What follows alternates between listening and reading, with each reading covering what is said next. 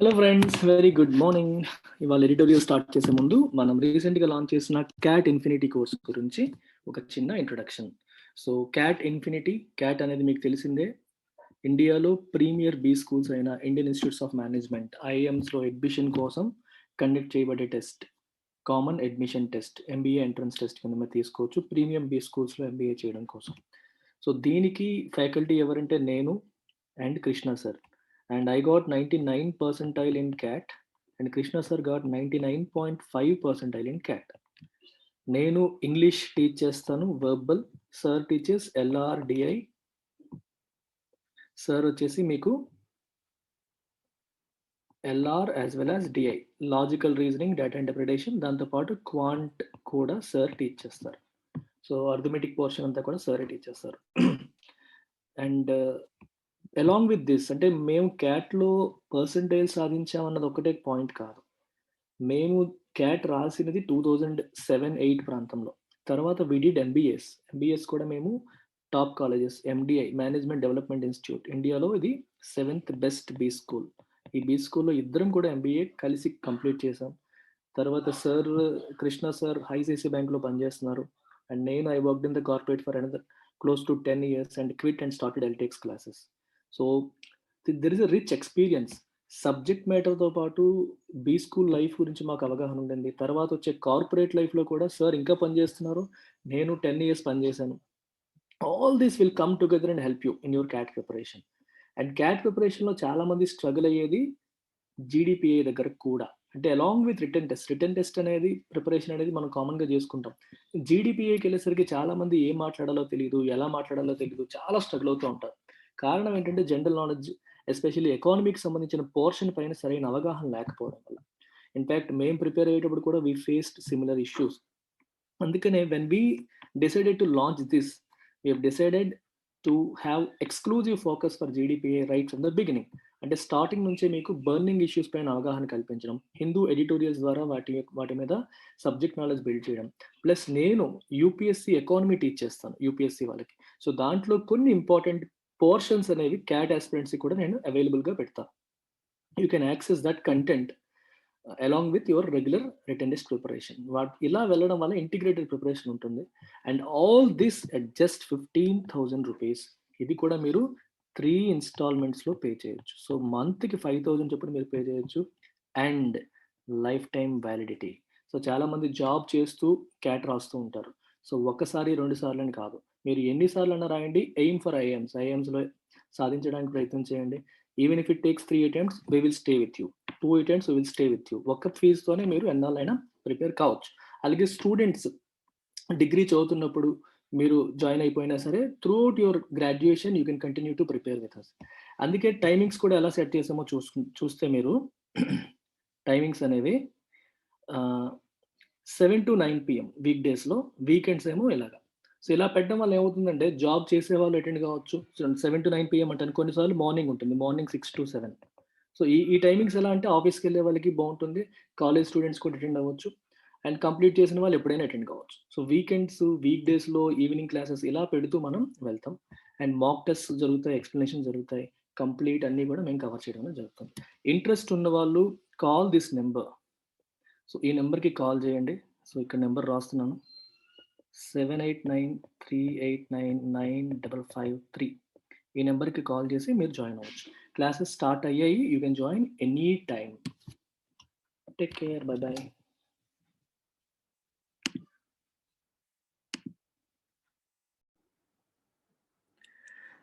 Hello friends, very good morning.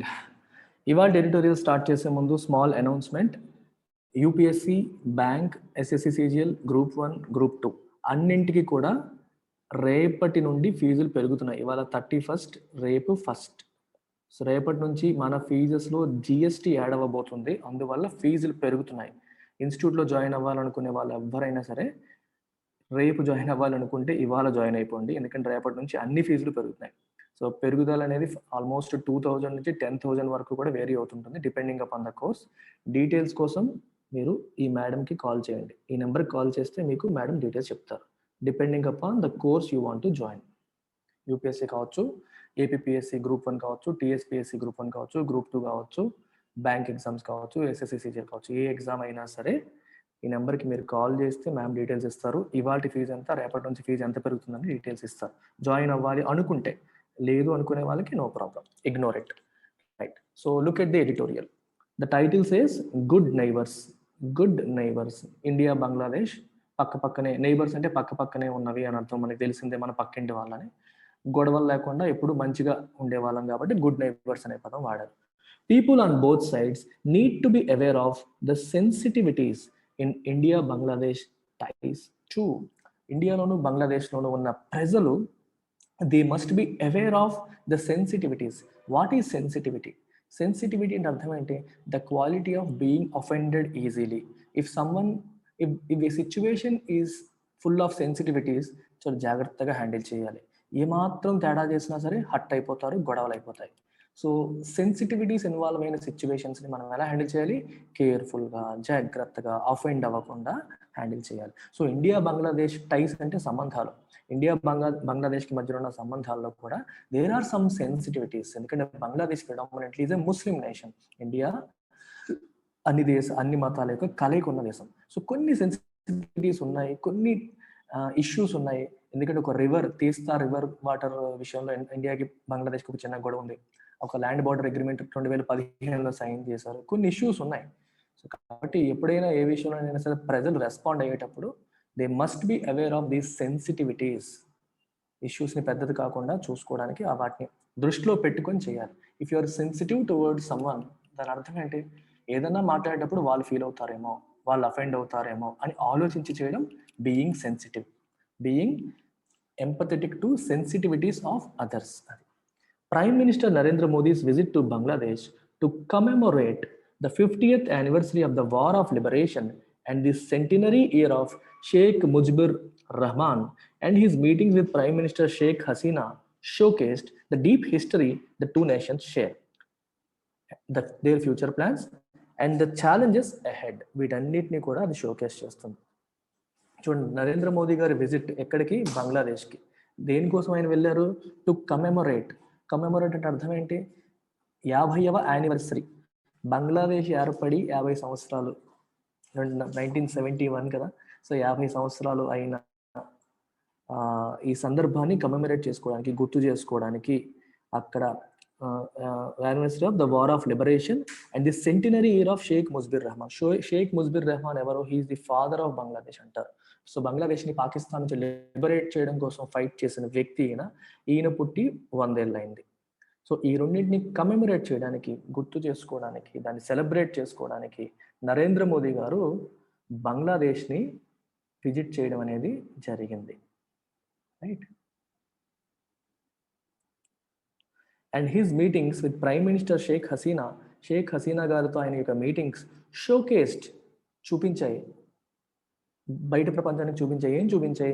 The deep history the two nations, రెండు దేశాల మధ్యలో ఉన్న ఈ డీప్ హిస్టరీ అనేదని ప్రపంచానికి చాటి చెప్పాయి. అండ్ దేర్ ఫ్యూచర్ ప్లాన్స్, భవిష్యత్తుకి వాళ్ళ రెండు దేశాలకి కలిపి ఉన్న ప్లాన్స్ ఏంటనేవి చెప్పాయి. అండ్ ద ఛాలెంజెస్ అహెడ్, రాబోతున్న ఛాలెంజెస్ గురించి కూడా చెప్పడం అనేది జరిగింది, తెలియజెప్పడం అనేది జరిగింది. షోకేస్ అంటే మీనింగ్ అది.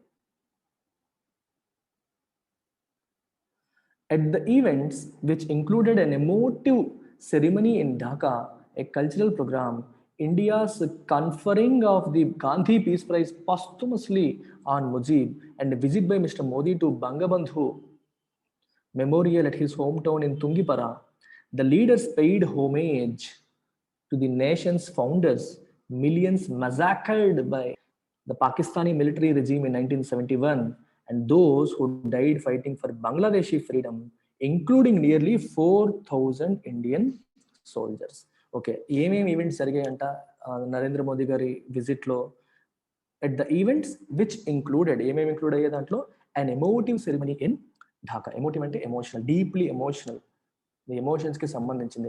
ఒక దేశంగా ఏర్పడిన సందర్భం కాబట్టి అది ఎమోటివ్ సెరిమనీ. బంగ్లాదేశ్కి స్వతంత్రం రావడంలో భారతదేశం కూడా పాత్ర పోషించింది కాబట్టి ఇండియా కూడా అదొక ఎమోటివ్ సెరిమనీయే. సెరిమనీ అంటే ఒక ప్రోగ్రామ్ లాగా మీరు తీసుకోవచ్చు, a cultural program. And India's conferring of Gandhi peace prize, Gandhi శాంతి బహుమతిని మన ఇండియా ఏం చేసింది? ఎవరికి? ముజీబ్కి. ఆయన founder of father of Bangladesh పైన ఆయనకి ఇవ్వడం జరిగింది. ఎలాగ? పాస్తుమస్లీ అంటే ఆయన చనిపోయిన తర్వాత ఎవరికైనా సరే ఏదన్నా బహుమతి, ప్రైజ్ అనేది, అవార్డు అనేది చనిపోయేకి ఇస్తేదని పాస్తుమస్లీ అంటారు. సైనికులు చూడండి, చాలా మందికి మహావీర చక్ర, పరమవీర చక్ర, యుద్ధంలో ప్రాణాలు కోల్పోయిన వాళ్ళకి అంటే ఆయన తరపున ఆయనకి పరమవీర చక్ర ఇచ్చాం, Mahavir Chakra. So all these are posthumous. ఇక్కడ కూడా అంతే, ఆయన చనిపోయారు. ఇప్పుడు చనిపోయిన తర్వాత ఇప్పుడు గాంధీ యొక్క పీస్ ప్రైజ్ ఆయన పైన కన్ఫర్ చేశారు. కన్ఫర్ అంటే to give, bestow upon. You confer. మీకు ఎలా అంటారంటే Sachin Tendulkar has been conferred Bharat Ratna. Confer, Sachin టెండూల్కర్కి భారత రత్న ఇచ్చారు. India conferred Bharat Ratna on Sachin Tendulkar. ఇక్కడ చూడాలి మీరు గ్రామర్, కాన్ఫర్ తర్వాత ఆన్ వస్తుంది. ఎవరికి ఇచ్చారు? Confer on. ఎవరికి ఇచ్చారు? ఆయనకి, ఫాదర్ ఆఫ్ బంగ్లాదేశ్కి. ఆయనే బంగబంధు అని కూడా అంటారు. బంగబంధు మెమోరియల్కి వెళ్ళడం జరిగింది. ఎక్కడది? In his home town, at his home town Tungipara. And the leaders అంటే ఎవరు? షేక్ హసీనా మరియు Narendra Modi paid homage. What is the meaning of pay homage? Show honour, గౌరవించడం. అక్కడ పూల గుచ్చాలు, పుష్పగుచ్చాలు పెట్టి నమస్కారం చేయడం, ఇట్లాంటి వాటిని మనం పే హోమేజ్ అంటాం. అంటే ఆనర్ చేయడం, గౌరవించడం. ఎవరికి? To the nation's founders, Bangladesh యొక్క జాతి ఫౌండర్స్ కి, మరియు మిలియన్స్, లక్షల మంది massacred by Pakistani military regime in 1971. Pakistani military చేతిలో చనిపోయిన లక్షల మందికి కూడా ఈ పుష్పగుచ్చాలు ఇచ్చి వాళ్ళని గుర్తు చేసుకోవడం జరిగింది. And those who died fighting for Bangladesh freedom, Bangladesh freedom కోసం చనిపోయిన వాళ్ళు, ఇంక్లూడింగ్ నియర్లీ 4,000 ఇండియన్ సోల్జర్స్, అందులో 4,000 మంది ఇండియన్ సోల్జర్స్ కూడా ఉన్నారు. వాళ్ళందరినీ కూడా గుర్తు చేసుకొని వాళ్ళకి రెస్పెక్ట్ ఇవ్వడం అనేది జరిగింది. పే హోమేజ్ అంటే టు ఆనర్, వాళ్ళని గౌరవించడం అనేది జరిగింది. రెజీమ్ అంటే సిస్టమ్, గవర్నెన్స్, గవర్నమెంట్ అని అంటాం. అంటే ఎలా చెప్పాలంటే మిలిటరీ రెజీమ్, పాకిస్తానీ మిలిటరీ వ్యవస్థ అలా తీసుకోవచ్చు మీరు. వాళ్ళ చేతుల్లో చనిపోయిన అని వస్తుంది. India's role in the creation of Bangladesh was highlighted by Ms. Hasina as she thanked India for its aid and later for providing her shelter when members of her family, including her father Mujib, were assassinated. So Sheikh Hasina గారు ఏం చేశారంటే ఇండియాకి thank చేశారు, కృతజ్ఞతలు తెలిపారు. ఎందుకట? For its aid, aid అంటే సహాయం చేసినందుకు. అండ్ లేటర్, తర్వాత, ఫర్ ప్రొవైడింగ్ హెర్ షెల్టర్. ఎవరికి? షేక్ హసీనా గారికి ఇండియా షెల్టర్ ప్రొవైడ్ చేసింది, రక్షణ కల్పించింది. ఎప్పుడు? When members of her family, తన family members including her father Mujib were assassinated. తన family members including her father Mujib, తన ఫాదర్ మరియు మిగిలిన ఫ్యామిలీ మెంబర్స్ ఏమయ్యారు? అసాసినేట్ చేయబడ్డారు, అంటే మర్డర్ చేయబడ్డారు. గొప్ప గొప్ప వాళ్ళని చంపితే we use the word killed అనడం, అసాసినేట్ అంటాం. Rajiv Gandhi was assassinated, Indira Gandhi was assassinated. పెద్ద పెద్ద వాళ్ళకి మనం ఈ పదాలను వాడతాం. Mr. Modi wrote in an editorial of the hope for a Sonali Adhyay, golden chapter in South Asia, that Bangabandhu may have brought about had he not been killed. Narendra Modi గారు ఒక ఎడిటోరియల్లో రాశారు. ఏమని రాశారు? బంగబంధు గారు చంపబడకపోతే, ఎవరు బంగబంధు అంటే? ముజీబ్, ఈ షేక్ హసీనా యొక్క ఫాదర్. ఆయన చంపబడకపోయింటే సౌత్ ఏషియాలో ఒక గోల్డెన్ చాప్టర్, ఒక సువర్ణాధ్యాయం అనేది లిఖించగలిగేవారు. అలాంటి హోప్ మనకు ఉండింది. ఆయన హీ మే హ్యావ్ బ్రాట్, తెచ్చి ఉండే అవకాశం ఉండింది, తెచ్చి ఉండేవాళ్ళు. ఆయన చనిపోకుండా చంపబడకపోయి ఉంటే అని చెప్పి నరేంద్ర మోదీ గారు ఒక ఎడిటోరియల్లో రాయడం జరిగింది. The two leaders built on their December 2020 meet by bolstering plans for connectivity and infrastructure projects with a framework for cooperation on trade along with other MOUs on sports, education and disaster management. Two leaders అంటే ఎవరు ఇక్కడ? నరేంద్ర మోదీ మరియు షేక్ హసీనా. వీళ్ళిద్దరూ ఏం చేశారు? The built on their December 2020 meet. 2020లో 2020లో virtual గా మీటింగ్ జరిగింది. అప్పుడు కోవిడ్ పీక్ లో ఉన్న టైం కదా. సో ఆ మీటింగ్ లో జరిగిన దానికి దే బిల్ట్ ఆన్ ఇట్, అంటే దానికి ఇంకొంచెం స్ట్రెంథెన్ చేశారు, ఇంకొంచెం దాన్ని ముందుకు తీసుకొచ్చారు. బై బోల్స్టరింగ్ అంటే strengthening plans for connectivity and infrastructure projects. Connectivity కోసం, ఇన్ఫ్రాస్ట్రక్చర్ కోసం ప్రాజెక్ట్స్ ని ఇంకొంచెం వాటి కోసం, ఆ ప్రాజెక్ట్స్ కోసం ప్లాన్స్ ని స్ట్రెంథెన్ చేశారు, అంటే ఇంకా ముందుకు తీసుకెళ్లారు డిస్కషన్ ని, right. And with a framework for cooperation and trade విషయంలో, ఎక్స్పోర్ట్స్ ఇంపోర్ట్ విషయంలో ఒక ఫ్రేమ్వర్క్, మనం ఒక మాట అనుకుందాం, ఎట్లా చేద్దాం అట్లా చేద్దాం అని చెప్పి ఆ విషయాన్ని కూడా డిస్కస్ చేశారు.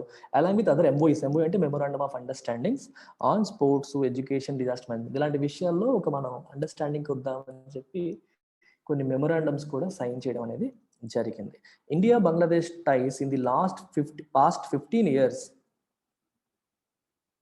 in the past 15 years since Ms. Hasina was elected, have been marked by new areas of cooperation and an ability to resolve specific differences. గత 15 సంవత్సరాల్లో ఇండియా బంగ్లాదేశ్ యొక్క రిలేషన్స్ 15 సంవత్సరాల్లో రాశారు. సిన్స్ హసీనా వాజ్ ఎలక్టెడ్, తాను ఎలక్ట్ చేయబడిన తర్వాత గత 15 సంవత్సరాల్లో ఇండియా బంగ్లాదేశ్ రిలేషన్స్ అనేవి ఎలా ఉన్నాయి?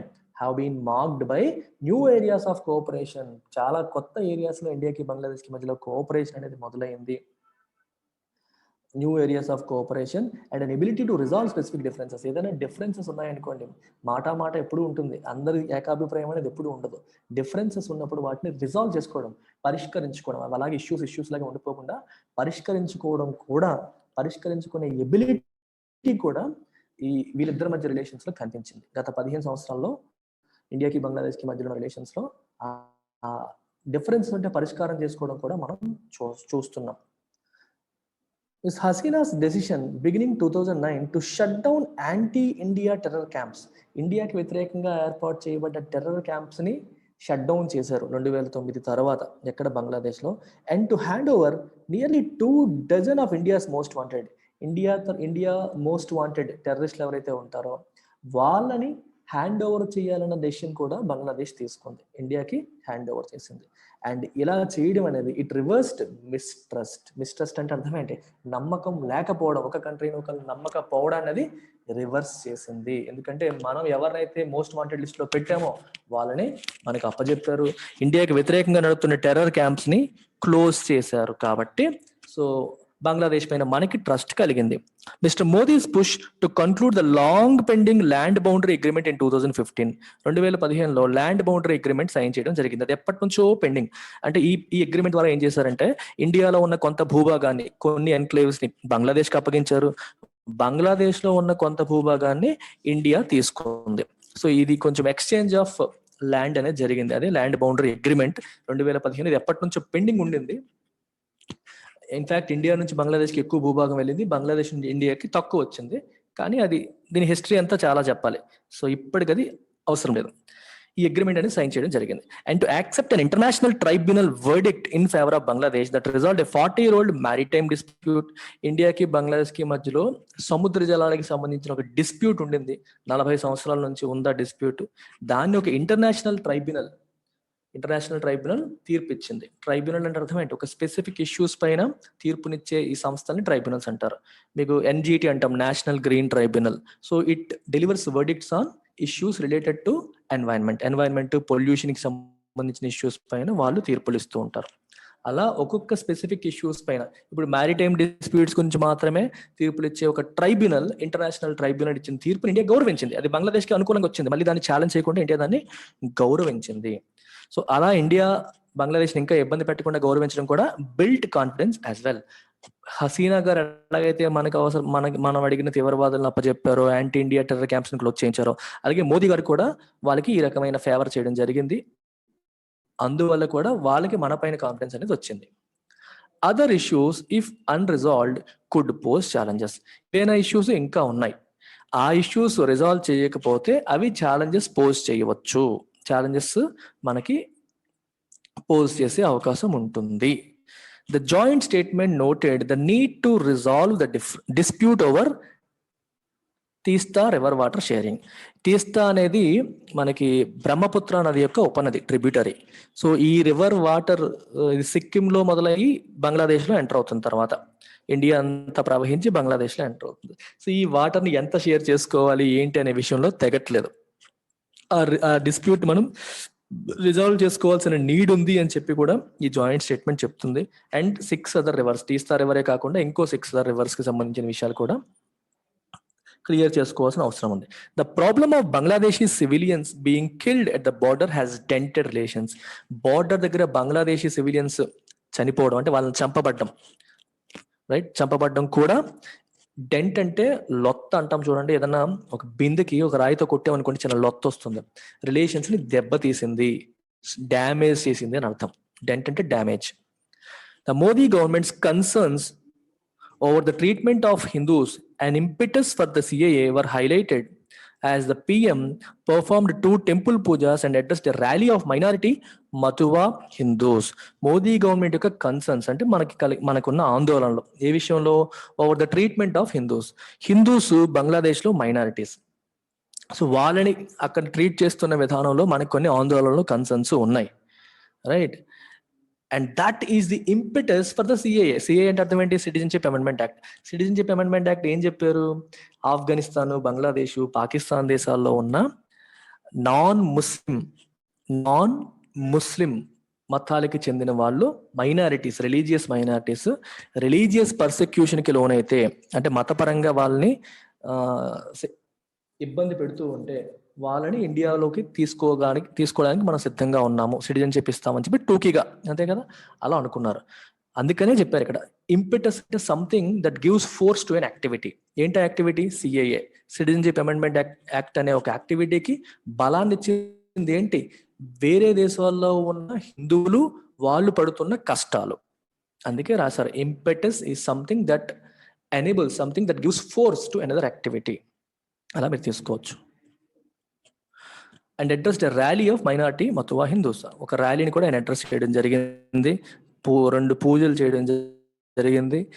సో హిందువులతో కలిసి అక్కడ టెంపుల్లో పూజలు చేశారు, మైనారిటీ హిందూస్ని ఒక ర్యాలీని అడ్రస్ చేశారంటే వాళ్ళకి ఒక స్పీచ్ ఇచ్చారు అని అర్థం అనమాట.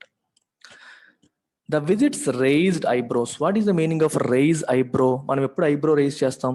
ఆశ్చర్యానికి లోనైనప్పుడు, షాక్కి లోనైనప్పుడు. Okay, the meaning of raise eyebrow is to cause shock, to cause surprise. ఈ నరేంద్ర మోదీ గారు అక్కడికి విజిట్ చేయడం అనేది షాక్ కి గురి చేసింది. ఎవరికి? ఇండియాలో. As it took place even as West Bengal went to vote. West Bengal ఓటింగ్కి వెళ్తున్న ఈ టైంలో ఆయన బంగ్లాదేశ్ ని విజిట్ చేయడం అనేది షాక్ కి గురి చేసింది. ఇంకా Bangladesh is a Muslim country. Probably ఈయన ఆ టైంలో అక్కడికి వెళ్ళడం అనేది వెస్ట్ బెంగాల్లో బీజేపీ వ్యతిరేకంగా పనిచేసే అవకాశం ఉంది అనే ఆలోచన వస్తుంది కదా. అందుకని ఇట్ రైజ్డ్ ఫ్యూ ఐబ్రోస్, ఆశ్చర్యానికి గురి చేసింది. But it became clear that they will have repercussions in Bangladesh as well. Repercussions అంటే అర్థం ఏంటి? పర్యవసానాలు. Negative consequences of an event is called or called repercussions. అంటే ఒక ఈవెంట్ జరగడం వల్ల వచ్చిన పర్యవసానాలు, పరిణామాలు. ఇప్పుడు నరేంద్ర మోదీ గారు అక్కడికి వెళ్ళి అక్కడ హిందువులను అడ్రస్ చేయడం వల్ల ఏం జరిగింది? Protests against mister Modi's visit turned violent. Modi visit కి వ్యతిరేకంగా అక్కడ ఉన్న ముస్లిం సంఘాలు ప్రొటెస్ట్ చేసాయి, నిరసన వ్యక్తపరిచాయి. ఆ నిరసనలు ఏమయ్యాయి? దే టర్న్డ్ వైలెంట్, అవి హింసాత్మకంగా మారిపోయాయి. With at least 11 members of Hefazat e Islam shot dead by police. So ఈ నిరసనలు వ్యక్తపరిచిన వాళ్ళు 11 మంది పోలీసులు చేత చంపబడ్డారు. And రిప్రైజల్ violence. రిప్రైజల్ అంటే అర్థం ఏంటి? In retaliation. రిప్రైజల్ అంటే అర్థం ఏంటి? రిటాలియేషన్ అంటే తిప్పి కొట్టడం. మా ముస్లిమ్స్ ఎంతమందిని చంపేస్తారా, మీ హిందువుల వల్ల జరిగింది అని చెప్పి వాళ్ళు వైలెన్స్ చేశారు. ఎవరిపైన? Against the Hindu minorities. అర్థమైందా? By Muslim Islamist mobs. ఇవన్నీ జరిగాయి. మన మోదీ పర్యటనకు వ్యతిరేకంగా అక్కడ ముస్లిం కొంతమంది ర్యాలీ చేయడం, దానికి వ్యతిరేకంగా పోలీసులు కాల్పు చేయడం, 11 మంది చనిపోవడం. ఇప్పుడు దానికి మళ్ళీ ఇలా జరిగిందని చెప్పి హిందూ మైనారిటీస్ పైన అక్కడ ముస్లిం ఇస్లామిస్ట్ మాబ్స్ గుంపులు వాళ్ళు దాడి చేయడం కూడా జరిగింది. The events only underline the need for a deeper understanding on both sides of the sensitivities of India Bangladesh relationship. India Bangladesh relationship లో ఉన్న సెన్సిటివిటీస్ ని 2 వైపులా ఉన్న ప్రజలు అర్థం చేసుకోవాలి, రైట్? ఈ సెన్సిటివిటీస్ని అర్థం చేసుకోవాలి, డీప్ గా అర్థం చేసుకోవాలి అనే విషయాన్ని ఈవెంట్స్ తేటతెల్లం చేస్తున్నాయి. ఎందుకంటే ఏ పని చేసినా సరే తొందరగా ఎవరో ఒకరు హట్ అయ్యే అవకాశం ఉంటుంది. సో కేర్ఫుల్ గా డీల్ చేయాలి, ఏ ఈవెంట్ అయినా సరే కేర్ఫుల్ గా డీల్ చేయాలి, తొందర పడకూడదు అనేది ఇక్కడ ఉద్దేశం. Even as its many successes are counted and celebrated. Of course India Bangladesh relation లో చాలా సక్సెస్లు ఉన్నాయి, వాటిని మనం కౌంట్ చేసి సెలబ్రేట్ చేసుకుంటున్నప్పటికీ కూడా there are sensitive issues which need to be handled slowly, properly, carefully. That's the meaning. Take care. Bye.